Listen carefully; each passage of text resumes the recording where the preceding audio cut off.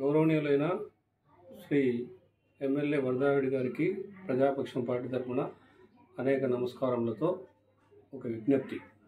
ఆర్య, ముందుగా మీరు రైతు బిడ్డ, ఆ తర్వాతనే రాజకీయ నాయకుడిగా ఉండి ప్రొద్దుటూరు నియోజకవర్గానికి 6 దఫాలుగా మీరు ఎమ్మెల్యేగా ఎన్నికై ప్రజాపాలన సాగించారు. సో రాయలసీమలో ఉండే ఎమ్మెల్యేల కన్నా అందరికన్నా మీరే అనుభవజ్ఞులు. మరీ ముఖ్యంగా రైతు సమస్యలపైన కానీ సాగునీటి ప్రాజెక్టుల మీద కానీ మీకున్నంతటి అవగాహన ఏ ఎమ్మెల్యేకు ప్రస్తుతం ఉండే వారిలో లేదు.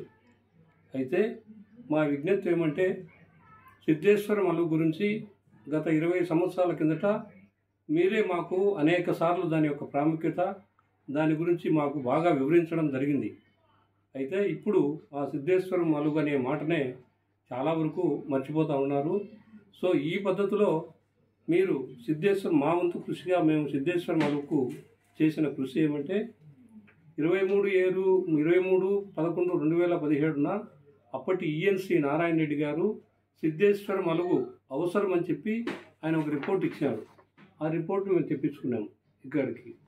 తర్వాత ఈ రిపోర్టును బేస్ చేసుకొని ఇది ప్రభుత్వ అధికారులు ఎంతవరకు ఈ ప్రాజెక్టు గురించి ప్రభుత్వానికి తెలియజేశారు అనే విషయం మీద మేము ఆర్టీఐ ద్వారా తీసుకొస్తే వాళ్ళు ఇచ్చిన సమాచారం ఏమంటే, సిద్ధేశ్వరం అలుగుకు సంబంధించి ఎంటైర్ డిపిఆర్ అంతా కూడా మేము ప్రభుత్వానికి సమర్పించినాము, ఇంకా ప్రభుత్వం లెవెల్లోనే అది నిర్ణయం తీసుకోవాలని చెప్పి వాళ్ళు ఇచ్చిన సమాచారం. అంటే డిపిఆర్ మాత్రం ప్రభుత్వం దగ్గర ఉంది ప్రస్తుతం.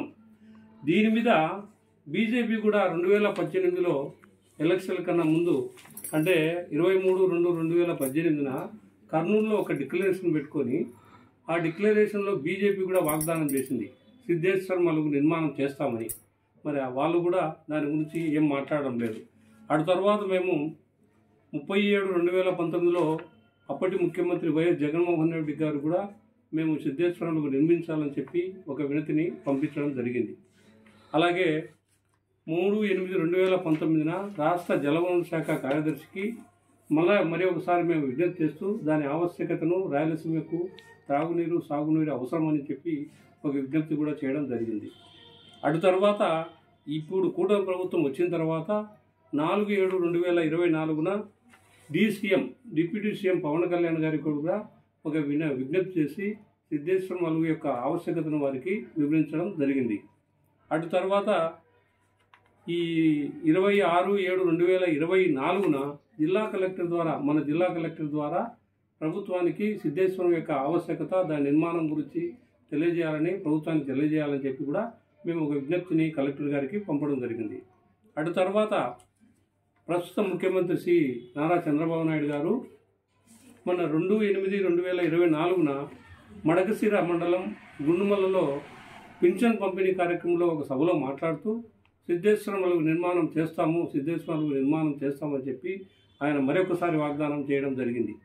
సో తర్వాత మేము ఈ మరొకసారి ఆర్టీఐ ద్వారా తీసుకొస్తే 14/11/2024 మరొకసారి ఆర్టీఐ ద్వారా వాళ్ళు అదే సమాచారం ఇచ్చారు.